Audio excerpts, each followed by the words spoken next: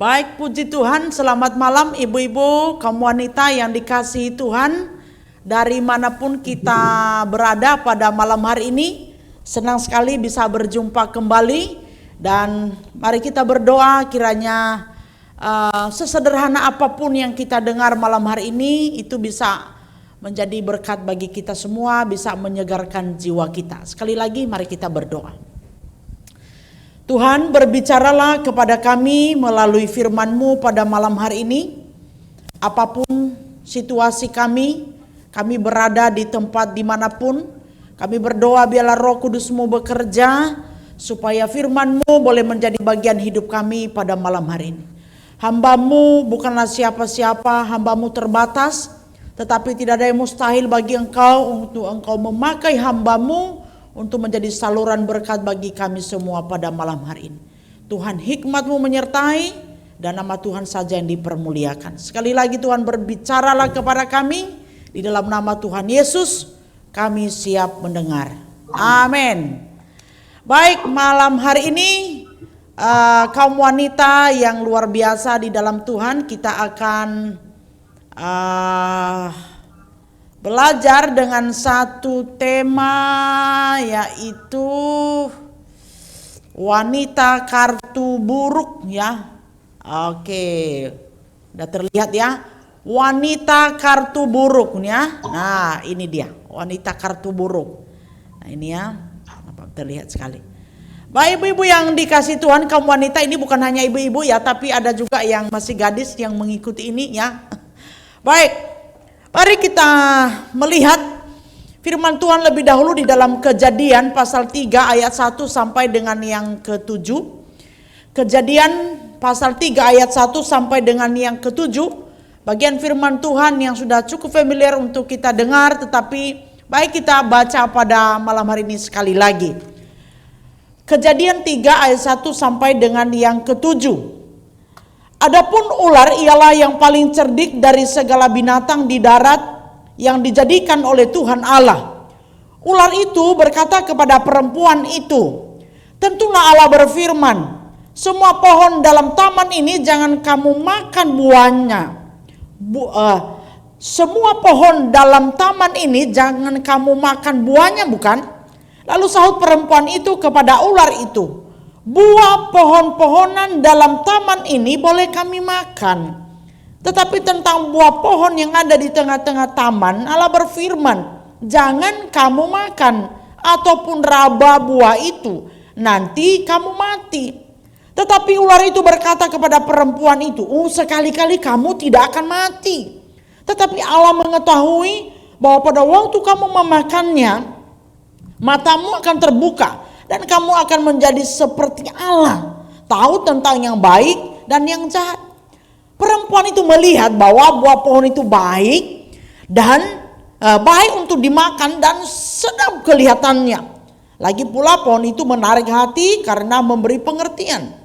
Lalu ia mengambil dari buahnya dan dimakannya dan diberikannya juga kepada suaminya yang bersama-sama dengan dia, dan suaminya pun memakannya.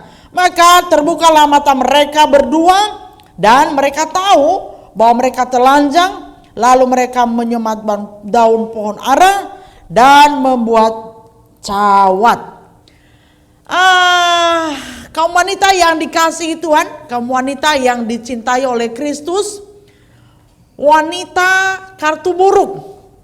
Dan yang dikasihi Tuhan, di dalam menjalani hidup di dalam dunia ini, manusia menjalani hidup dan meresponi kehidupan ini dengan berbagai macam cara dan berbagai macam sikap.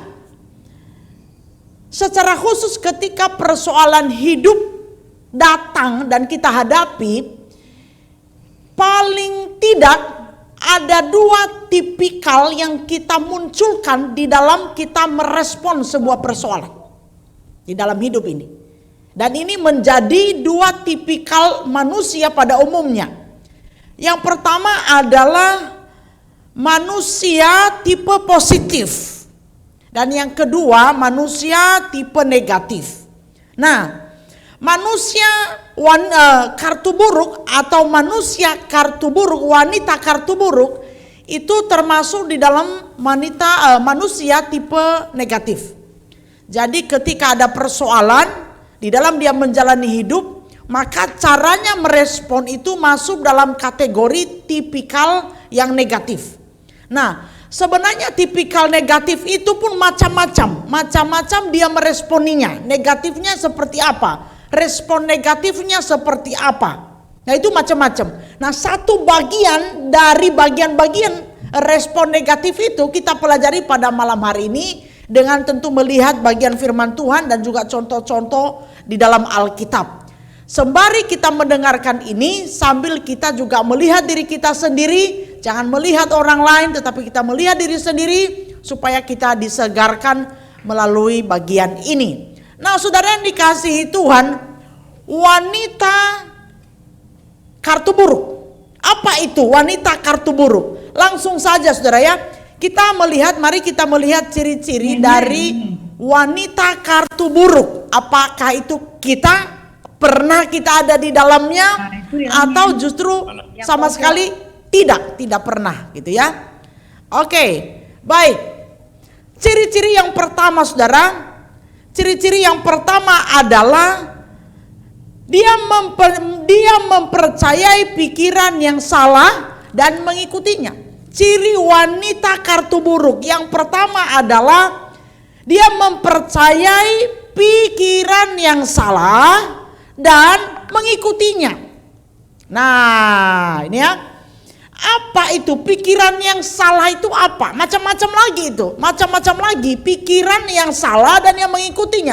Salah satunya adalah di dalam pikirannya dan di dalam hatinya itu berkembang satu kalimat yang sangat tajam dan dia pertahankan satu kalimat itu adalah saya berhak. Saya berhak. Nah, ini ya, coba. Seringkali di dalam benak kita keseharian ketika menghadapi persoalan, datang stimulus dari luar, maka respon kita adalah satu kata di dalam benak kita atau satu kalimat. Ini bukan hanya satu kata tapi satu kalimat yang berkata, saya berhak, aku berhak. Berhak apa? Saya berhak memilih. Saya berhak bahagia. Saya berhak marah. Saya berhak cuek. Saya berhak apa lagi? Saya berhak tidak peduli. Saya berhak membalas. Saya berhak. Saya berhak pergi. Ya, saya berhak. Saya berhak duduk. Saya berhak untuk berjalan. Saya berhak untuk mengambil keputusan. Saya berhak. Saya punya hak untuk itu. Ya, perhatikan ya. Saya rasa hari ini saja kalimat yang pendek itu sudah pernah terlintas di benak kita. Saya berhak. Nah, saudara yang dikasihi Tuhan, betul kita punya hak dalam hidup ini. Kita punya hak dan berhak untuk semua yang saya sebutkan tadi. Kita berhak atas semuanya itu ya. Tetapi perhatikan, seringkali kita memakai hak itu tanpa kita mempedulikannya, tanpa kita mempedulikan konsekuensinya atas hidup kita sendiri. Karena tidak semua hak yang kita pergunakan secara berhak dan leluasa itu tidak mendatangkan konsekuensi negatif di dalam diri kita. Tidak semua hak itu mendatangkan konsekuensi positif di dalam diri kita.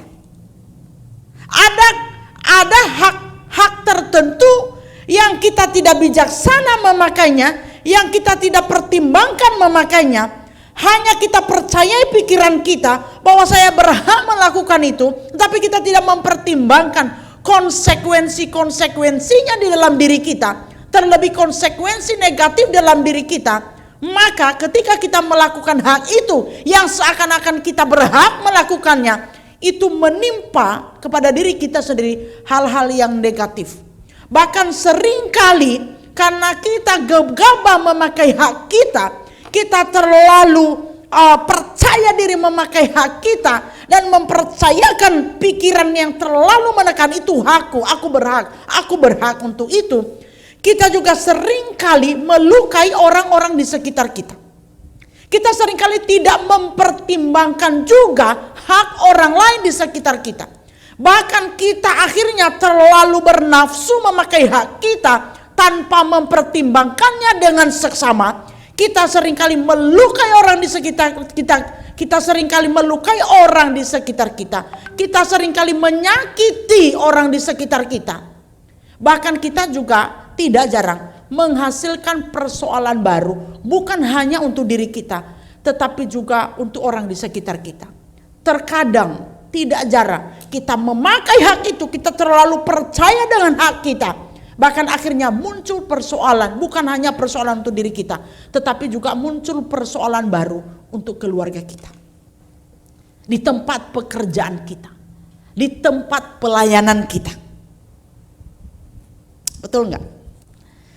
Anda pernah punya pengalaman ini? Ibu-ibu, saudara yang dikasihi Tuhan, kaum wanita yang dikasihi Tuhan? Halo? Bahkan tidak jarang karena kita terlalu meyakini pikiran kita dan mengagungkan keinginan kita memakai hak kita, tidak jarang saudara, akhirnya secara tidak sadar kita masuk di dalam dosa. Bahkan kita terperangkap di dalam dosa. Dan seakan-akan itu benar, toh kan itu hak saya. Saya berhak melakukannya, saya berhak menikmatinya. Kita lupa bahwa kita sudah terperangkap di dalam dosa. Bahkan tanpa sadar, seringkali kita lupa bahwa kita sedang melawan Allah dan kebenarannya. Coba renungkan ini dulu baik-baik. Coba renungkan secara sederhana dulu. Pernah gak punya pengalaman? Hakku kok. Tapi itu menghasilkan konsekuensi tertentu yang tidak baik bagi diri kita dan orang lain. Saudara, seperti Hawa tadi ya, kita lihat tadi ya, Hawa ya. Hawa yang tadinya sudah dengar-dengaran akan firman Allah, akan perkataan Allah, akan perintah Allah, bahwa jangan makan buah pohon yang di tengah-tengah taman ini, nanti kamu mati. Tetapi kemudian iblis datang menaburkan racun kebohongan di dalam pikiran Hawa. Iblis datang menaburkan racun kebohongan di dalam hati dan pikiran si Hawa dengan memutarbalikkan perintah Allah. Oh, gak apa-apa Hawa, kamu berhak. Kenapa kamu mengikuti kata Allah? Itu membuat kamu tidak bisa menikmati seluruhnya di dalam Taman Eden ini. Kamu berhak, ya kan? Kamu berhak untuk memakan buah pohon itu. Nah, tuh racun kebohongan mulai masuk. Seringkali kan racun kebohongan itu kelihatannya halus gitu ya. Seperti angin sepoi-sepoi ya, racun kebohongan dari iblis itu, dan kita benarkan itu. Lalu kemudian Hawa bilang, wah ini masuk akal nih.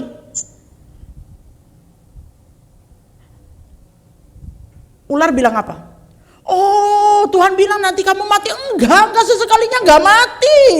Enggak mati, kamu enggak mati. Itu sebenarnya kamu dibohongin sama Allah gitu kan. Nah, mulai tuh. Akhirnya Hawa apa yang terjadi? Hawa meresponinya dengan apa? Percaya dengan pikiran itu. Begitu kuat. Dia tangkap sebuah kebenaran. Oh iya ya, aku berhak. Kenapa aku tidak boleh memakannya ya? Aku berhak memakan buah pohon itu. Kenapa sih? Yang lain boleh, kenapa sih yang itu doang, itu loh, 1 biji doang loh. Kenapa enggak ya? Ini Allah ini ada-ada saja ya Allah ini ya. Hanya 1 buah pohon aja loh, hal kecil. Kenapa ya aku dilarang ya? Allah ini ada-ada saja. Sederhana kok, itu nggak terlalu signifikan lah, ya kan? Dibanding banyak buah pohon yang boleh ada hal yang kecil lah, ya kan? Ibaratnya Allah itu hal yang cincai lah. Itu kan tidak menjadi masalah. 1 biji buah pohon itu saja, ya kan? Gak ada apa-apanya kok sebenarnya itu kalau saya makan. Cicipin dikit. Aku berhak memakan buah pohon itu. Aku berhak. Kenapa Tuhan harus melarangku? Sederhana kok. Gak terlalu signifikan kok. Bukan hal yang besar kok. Bukan dosa besar. Satu biji pohon aja. Ini bener nih kata iblis nih. Ini bener nih. Ini pikiranku bener nih. Yakin saya ini bener nih. Lalu apa yang terjadi? Makan dah. Halo, kaum wanita yang dikasihi Tuhan. Halo, Bu Dia masih mendengar suara saya? Jelas Ibu. Ya. Ibu pasti siap. Makan. Dia makan. Aku berhak memakannya. Aku berhak melakukannya. Aku berhak. Sederhana kok. Kaum wanita yang dikasihi Tuhan, apa yang terjadi? Apa yang terjadi? Ada yang bisa jawab saya apa yang terjadi? Halo? Apa yang terjadi? Matanya terbuka, dia lihat dia telanjang, dia malu, dan dosa mulai merasuki. Bukan hanya itu, dia suruh juga Adam memakannya. Dan tahu apa akibatnya? Bukan hanya kepada mereka akibatnya sampai kepada kita hari ini. Bahkan setiap manusia yang lahir di bumi, dia harus menanggung dosa pemberontakan dari Hawa dan Adam. Karena apa? Aku berhak. Tapi efeknya kemana-mana.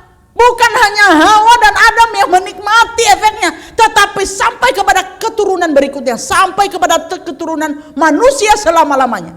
Bahkan sampai Tuhan Yesus Kristus harus datang ke dalam dunia, rela disalibkan hanya demi menebus kita dari dosa yang dimulai oleh Hawa yang merasa dia berhak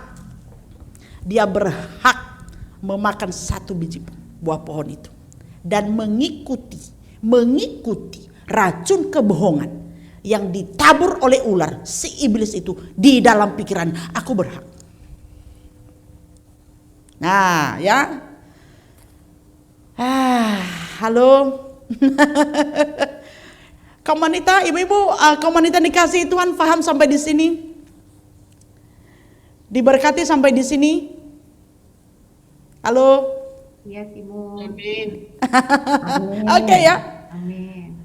Kaum wanita yang dikasihi Tuhan, sebenarnya kalau kita mengenal kebenaran dan komitmen hidup di dalam kebenaran, saya mau katakan terkadang ada hak. Ya, kita punya hak, tetapi terkadang ada hak yang tidak harus kita pergunakan. Sekalipun itu hak itu mendatangkan kebaikan bagi kita. Tetapi terkadang ada hak yang tidak harus kita pergunakan. Dan hak itu kita relakan menjadi hak orang lain. Demi kebaikan orang lain. Yang kelihatannya demi kebaikan orang lain. Tetapi sesungguhnya pada ujungnya, ketika hak yang benar itu kita pakaikan menjadi hak orang lain, sesungguhnya di ujungnya saudara, itu juga mendatangkan kebaikan yang lebih besar terhadap diri kita. Ada banyak sekali contoh-contoh itu dalam Alkitab. Bahkan juga pengalaman-pengalaman kita dalam kehidupan sehari-hari. Masih ingat kisah Rut dan Naomi? Masih ingat kisah Rut dan Naomi? Saudara yang dikasihi Tuhan, Rut sangat berhak. Sekali lagi, Rut sangat berhak untuk tidak pergi kembali bersama Naomi untuk pergi ke Israel. Berhak gak? Sangat berhak. Berhak gak? Sangat berhak. Rut sangat berhak untuk kembali ke negerinya, untuk kembali ke rumahnya, untuk kembali ke orang tuanya, dan dia melanjutkan kehidupannya. Dia mencari kebahagiaannya sendiri. Toh suaminya sudah mati kan? Dia sangat berhak. Dia tidak punya kewajiban untuk pergi menemani sang nenek Naomi kan? Tidak harus kan? Tetapi perhatikan, Rut meletakkan hak itu, hak yang benar itu, demi Naomi. Dia memberikan hak itu untuk Naomi. Haknya dia berikan sebagai hak Naomi supaya Naomi ada yang mengurus. Supaya Naomi, nenek Naomi yang sudah tua itu, yang tidak punya siapa-siapa itu, bisa melanjutkan hidup. Perhatikan baik-baik. Terkadang ada hak kita yang sesungguhnya kita berhak dan benar. Kita patut menerimanya. Tetapi kita relakan untuk orang lain. Mungkin itu untuk suami kita. Mungkin itu untuk anak-anak kita. Mungkin itu untuk keluarga kita. Mungkin itu untuk sahabat kita. Mungkin itu untuk teman kita. Mungkin itu untuk rekan sepekerja kita. Rekan kantor kita. Rekan kita di tempat pekerjaan. Atau rekan kita di dalam pelayanan. Orang-orang di sekitar kita. Aku berikan hak itu untuk suamiku. Demi suamiku bisa menjadi hak, bisa menikmati yang baik dari hak yang ku berikan itu. Perhatikan. Menarik ya. Menarik ya. Nah, kita kembali kepada Rut. Ketika Rut bersama Naomi itu dia mengiringi dan kembali ke tanah Israel, saudara. Kita lihat ya, perhatikan. Singkat saja, apa yang didapat oleh Rut? Dengan hati yang tulus, dia menjadi teman daripada Naomi. Dan dia katakan, Allahmu, Allahku. Artinya apa? Rut sudah mengenal kebenaran. Itu juga yang membuat Rut rela dan berani melepas hak itu karena dia tahu kebenaran. Dia sudah mengenal Allah yang benar. Allahmu, sekarang Allahku. Nah, kita jangan melihat bagian, tapi kita melihat ketika Rut kemudian melepas hak itu dengan sukacita untuk menjaga Naomi. Demi kelangsungan hidup Naomi, saudara. Apa yang dapat? Singkat cerita, Rut mendapatkan hadiah dari Tuhan. Hadiah dari Tuhan. Apa hadiah yang didapatkan Rut? Halo? Apa hadiah yang didapatkan oleh Rut? Halo? Boaz. Yes. Ketemu Boaz. Yes, Boaz yang kaya raya. Ya, Boaz yang kaya raya. Bahkan hadiah yang lebih besar kalau kita runut ke bawah, dari keturunan Rut lah. Apa? Sesuatu yang lebih besar, ada yang bisa menjawab? Mesias, Yes. Tuhan Yesus. Dari sana, secara keturunan biologis ya. Yesus Kristus sang penyelamat itu lahir dari keturunan Rut. Dimulai dari apa? Rut yang merelakan haknya untuk orang lain. Amin. Amin. Amin. Halo. Amin. Ya. Amin. Adakah hari-hari ini engkau memberontak dalam hati? Ah, ini mestinya aku ini. Ini mesti gua nikmati nih ya. Ini kenapa harus dirampas ya? Wanita yang dikasihi Tuhan. Perhatikan efek dari kesediaan diri untuk tunduk dalam kebenaran Allah. Tunduk melepaskan diri demi mengutamakan hak dan kebahagiaan orang lain. Ini kelihatannya tidak masuk akal ya. Apalagi kalau mendengar suara iblis, apa untungmu, ya kan? Itu kan racun-racun kebohongan iblis itu kan seringkali bermain di dalam pikiran kan, dan di dalam hati kita kan. Apa untungmu? Kamu rugi, begitu rugi kamu. Kamu berhak bahagia, kamu berhak senang-senang, ya kan? Kamu berhak marah kok. Kamu berhak membalas, kamu berhak sekali. Dalam konteks ini kamu berhak membalas. Kamu berhak melawan, kamu berhak, kamu benar kok. Ya kan? Ngapain kamu pedulikan orang lain? Ngapain kamu pedulikan dia? Ngapain kamu pedulikan suamimu yang tidak bertanggung jawab itu? Enak saja, hakmu dirampas. Ngapain kamu peduli dengan dia, ya kan? Ngapain kamu peduli dengan suami yang tidak tegas itu, ya kan? Jalani hidupmu, ya kan? Itu tuh racun iblis banyak kan? Ngapain kamu peduli dengan suami yang tidak rohani itu, ya kan? Ngapain kamu hidup peduli dengan orang yang tidak berjauh, yang tidak bisa bikin kamu bahagia? Kamu bahagia aja, kamu nikmati, kamu berhak, ya kan? Lawan aja orang itu. Kamu berhak kok melabrak dia. Kamu berhak bikin dia hancur. Kamu berhak. Oh kamu benar, dia salah. Saudara yang dikasihi Tuhan. Racun-racun dari iblis itu jangan ditelan. Jangan mempercayai pikiran yang salah lalu kemudian mengikutinya. Halo? Saya mau katakan saudara, ketika engkau lebih mendengar bibit racun kebohongan dari si iblis, maka mulai dari detik itu juga lubang kehancuran hidupmu ada di depan mata. Dan sebentar lagi kamu akan jatuh di dalam. Dan engkau bukan bahagia. Kita bukan bahagia ketika mempercayakan kebohongan-kebohongan iblis itu yang meracuni pikiran kita. Kita bukan bahagia, justru kita akan tambah tertekan dan lebih panjang lagi. Kelihatannya sebentar kita bahagia dengan mempergunakan hak itu, ya kan? Tetapi tidak selamanya. Engkau tidak dapat kebahagiaan apa-apa dari Tuhan. Engkau tidak dapat hadiah apa-apa dari Tuhan. Engkau tidak dapat reward apa-apa dari Tuhan. Tidak, yang ada Tuhan akan terus mengasah engkau sampai engkau terbentuk seperti apa yang Tuhan mau. Kenapa saudara? Tuhan terus mengasah kita. Karena kita ini biji mata Tuhan. Dia tidak mau kita terperosok di dalamnya. Tuhan tidak mau kita terperosok di dalam kebohongan-kebohongan, racun kebohongan yang ditabur oleh iblis. Kenapa? Kita ini miliknya, bukan milik si iblis.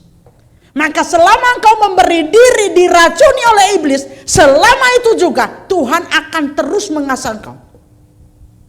Tuhan akan terus membentuk engkau. Selama itu kalau engkau terus melawan itu dan engkau terus mengikuti kata si iblis itu, selama itu kelihatan engkau bahagia, tapi sebenarnya engkau menderita. Amin ibu-ibu, kaum wanita halo. ya.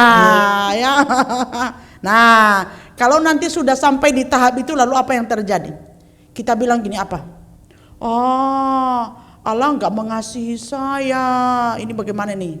Nah, ini. Oke. Wah, Allah tidak mengasihi saya ya kan? Saudara, bukan Allah tidak mengasihi kita.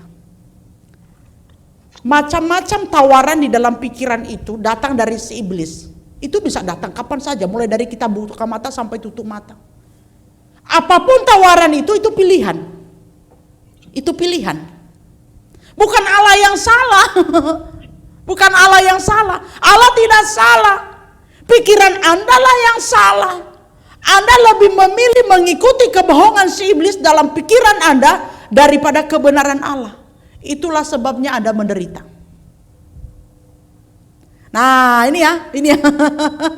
Kalau kita sudah kebentur, ya kan? Kita sudah menerima konsekuensi dari kita mempergunakan hak yang salah itu tadi, maka kita berkata, Allah tidak mengasihi saya. Dia lebih mengasihi orang lain. Dia itu lebih membela orang lain daripada saya. Allah memang tidak senang kalau saya diberkati. Allah kelihatannya senang melihat saya menderita. Saudara, Allah tidak pernah senang melihat kita menderita. Kitalah yang seringkali memilih untuk menderita karena kita mengikuti racun dari iblis, racun kebohongan dari iblis, dan mengambil keputusan untuk mengikuti itu. Nah, ya kan? Rut, ya ingat kisah Rut tadi ya. Dia tidak hanya mementingkan diri sendiri, dia keluar dari keegoisannya. Kalau kita mengenal kebenaran dan berkomitmen hidup di dalam kebenaran, apapun stimulus dari luar, dari si iblis, kita tetap mengambil keputusan untuk menjadi satu pribadi yang baik. Bukan menjadi pribadi kartu buruk, tetapi menjadi pribadi yang berhati baik, berpikiran baik. Amin. Amin. Halo. Amin. Baik, yang kedua ya. Ciri yang kedua dan yang terakhir supaya kita bisa banyak berdiskusi. Ciri yang kedua dan yang terakhir kita lihat ya. Ciri dari wanita kartu buruk. Yang kedua, suka melemparkan kesalahan kepada orang lain daripada bersedia mengoreksi diri sendiri. Ayo kita baca sama-sama ya. 1, 2, 3. Ciri wanita kartu buruk. Suka melemparkan kesalahan kepada orang lain daripada bersedia mengoreksi diri sendiri. Nah, Tuhan datang, dia bilang gini, Hawa, kalian di mana? Adam, kalian di mana? Mereka bilang apa? Aduh, mereka sembunyi. Kalian di mana? Aduh, Tuhan. Aduh, kami telanjang. Lah, kamu kok tahu kamu telanjang, ya kan? Oh, itu udah makan buah itu, ya kan? Siapa yang suruh makan? Adam bilang apa? Lempar ke siapa? Adam lempar ke siapa? Itu wanita yang kau taruh di sampingku itu yang menjerumuskan aku, itu si Hawa itu. Nah, singkat cerita sebenarnya Adam itu salahkan Tuhan. Lah, itu wanita yang kau taruh lah, kenapa kau taruh dulu di sampingku Tuhan, ya kan? lalu Hawa bilang apa? Hawa nggak bilang gini, oh ya Tuhan, mohon maaf ya Tuhan, aku salah. Enggak. Oh, bukan karena aku, karena ular. Karena ular, lempar ke ular. Iblis memang pekerjaannya mengecohkan kita, tapi pilihan itu ada di tangan kita. Pekerjaan iblis itu ya kerjanya itu mengecohkan kita supaya kita keluar dari kebenaran, supaya kita tidak taat kepada Allah. Memang pekerjaannya itu, tetapi pilihan itu ada kepada kita. Apakah kita mau tunduk kepada iblis atau tetap komitmen hidup benar di dalam Tuhan. Nah, yang disalahkan ular. Oh itu ular itu yang kasih makan itu, yang bohongin saya ular itu, Tuhan. Ya, perhatikan ya, ular memang dikutuk, Hawa pun dikutuk, Adam pun dikutuk, benar gak? Bahkan kutukan itu kita nikmati sampai hari ini. Sakit kalau kamu melahirkannya. Ya beneran, tidak ada orang wanita yang gak sakit kalau melahirkan. Yang bilang ini, enak sekali ya. Gak. Itu bagian dari melawan ya. Melempar kesalahan, enggak, bukan bilang ini, aduh maaf ya Tuhan. Bukannya minta maaf sama Tuhan kalau salah. Kita banyak berdalih. Semakin kita banyak berdalih, semakin kita terperosok. Semakin kita merasa benar ketika kita sudah berbuat salah, semakin kita terperosok. Seringkali kalau kita menghadapi kesulitan, kita menghadapi kegagalan, kita menghadapi tantangan, saudara, sedikit sekali yang benar-benar dewasa dan berkata, Tuhan aku salah. Aku salah. Lebih banyaknya apa? Cepat sekali, oh suamiku loh Tuhan yang salah, suamiku yang salah, itu anak-anakku yang salah, itu temanku itu yang salah Tuhan, itu sistem itu yang salah, bukan saya, ya kan? Manajemennya yang salah, bukan saya.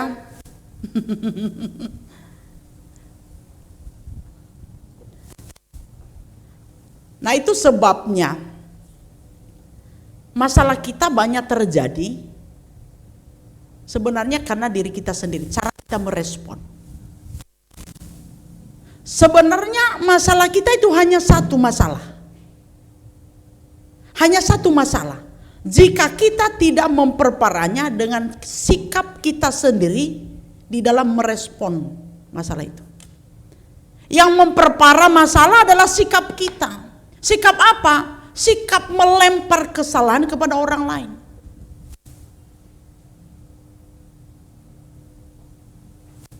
Melempar kesalahan kepada orang lain. Saudara yang dikasihi Tuhan, ibu-ibu yang dikasihi Tuhan, kaum wanita yang dicintai Kristus. Seberapa banyak kita lebih respon melihat diri kita ketika ada tantangan, ketika ada kegagalan, ketika ada persoalan. Dan berapa banyak justru kita melemparkannya kepada orang lain, tidak melihat diri kita sendiri.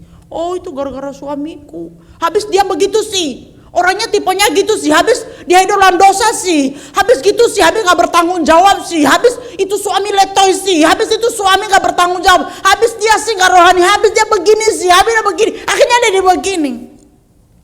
Ya kan?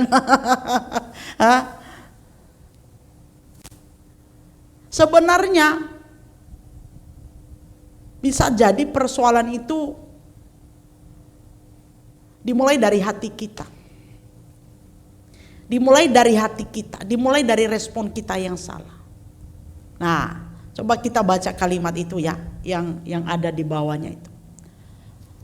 Apa kesulitan atau persoalan apa yang engkau sedang hadapi hari ini? Adakah sesuatu yang membuat engkau harus duduk diam di hadapan Tuhan dan membiarkan Tuhan mengoreksi pikiranmu? Barangkali persoalannya justru dimulai dari sana. Ya, ayo kita baca sama-sama lagi ya. Boleh membuka mic dari rumah. Kita baca sama-sama secara perlahan ya. 1, 2, 3. Apa kesulitan atau persoalan apa yang sedang kau hadapi hari ini? Adakah sesuatu yang membuat engkau harus duduk diam di hadapan Tuhan dan membiarkan Tuhan mengoreksi pikiran? Jangan-jangan barangkali persoalannya justru dimulai dari sana. Cara kita berpikir, hati kita sebenarnya, hati kita yang salah. Tapi kita melemparnya sebagai kesalahan orang lain. Menuntut orang lain memperbaiki hati dan pikirannya. Padahal sebenarnya yang salah hati kita. Hati kita yang salah. Pikiran kita yang salah.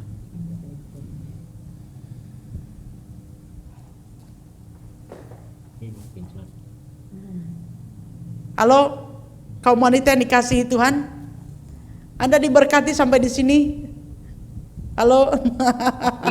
Ya.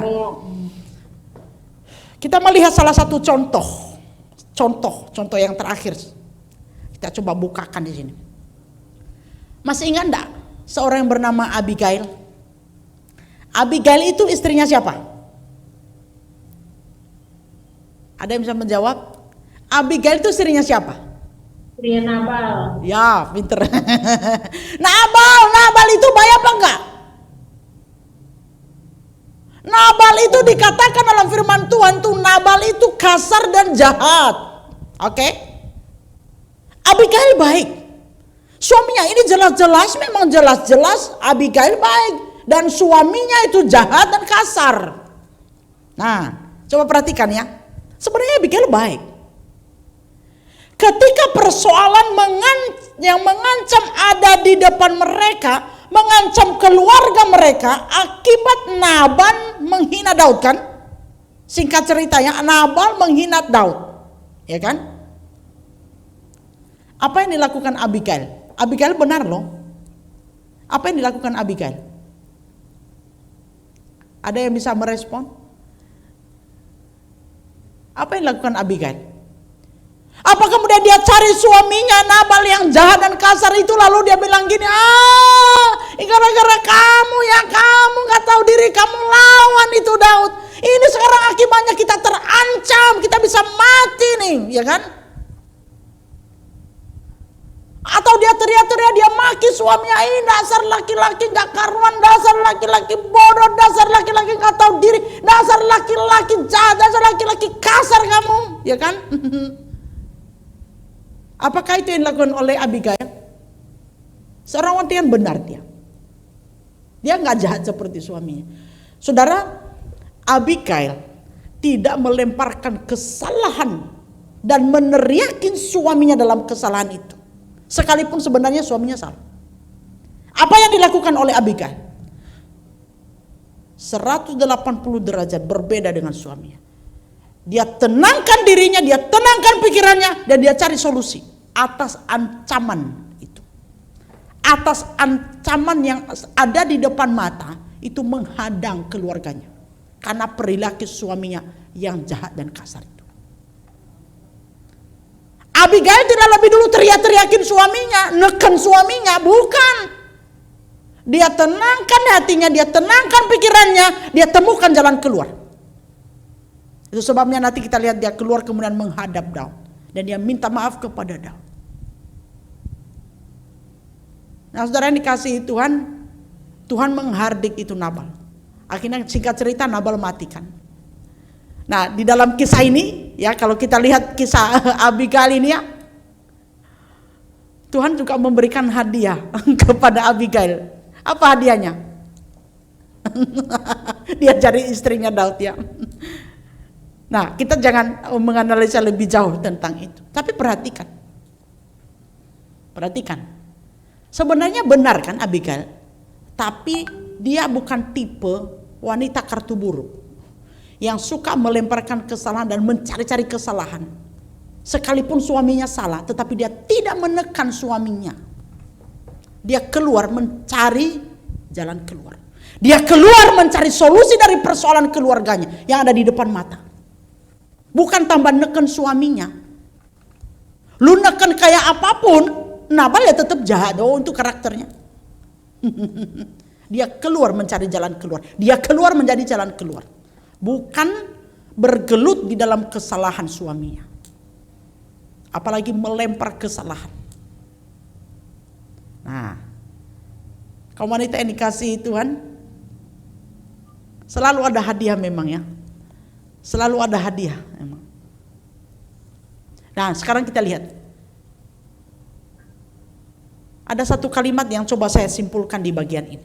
Boleh kita baca bersama-sama. Bagaimana cara kita menghadapi kesulitan dan tantangan?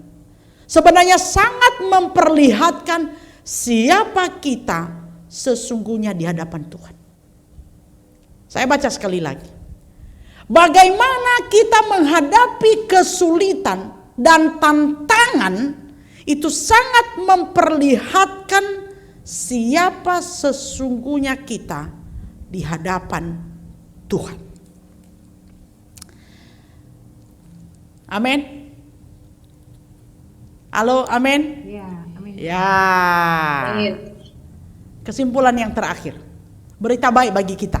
Berita baik bagi kita. Selalu ada hadiah dan kejutan-kejutan yang manis dari Tuhan. Buat orang-orang yang tetap setia hidup benar. Dan berpikir benar. Seperti yang dikehendaki oleh Allah. Dalam menjalani dan meresponi setiap persoalan hidupnya. Selalu ada hadiah, reward. Dan kejutan-kejutan manis dari Tuhan. Untuk orang yang komitmen hidup benar di dalam Dia. Tidak mempertahankan pikiran yang salah. Dan tidak suka melemparkan kesalahan kepada orang lain. Ada persoalan, dia keluar mencari jalan keluarnya. Nah, oleh karena itu di bagian yang terakhir. Jadi, kaum wanita dikasihi Tuhan dimanapun engkau berada. Jangan jadi wanita kartu buruk. Jangan jadi wanita kartu buruk. Tetapi jadilah wanita yang berhati baik, berpikiran baik, dan bertindak baik. Sekali lagi. Jangan jadi wanita kartu buruk. Tetapi jadilah wanita yang berhati baik, berpikiran baik, dan bertindak baik. Seperti yang Tuhan ingini. Maka engkau akan menjadi pemenang dalam setiap persoalan yang kau hadapi. Sekali lagi, jangan jadi wanita kartu buruk. Tetapi jadilah wanita yang berhati baik, berpikiran baik, dan bertindak baik. Maka engkau akan menjadi pemenang dalam setiap persoalan yang kita hadapi di dalam hidup ini. Amin. Amin. Halo. Amin. Amin. Kelihatannya terbuai semua atau ada tuh udah pada tidur di rumah. Atau ada yang sambil ngopi ya, sambil makan kue. Kalau ada bolehlah dibagi ya. Bagi ke Simula ya kan makanannya. Oke. Dua bagian itu yang bisa saya bagikan pada malam hari ini. Adakah yang bisa menyebutkan dua tadi ciri wanita kartu buruk? Saya persilakan, siapa yang bisa mereview ulang kepada kita? Dua saja, tadi itu kan ciri khasnya. Baik, silakan Bu Dia. Itu yang bisa saya bagikan, kiranya jadi berkat bagi kita semua. Saya kembali.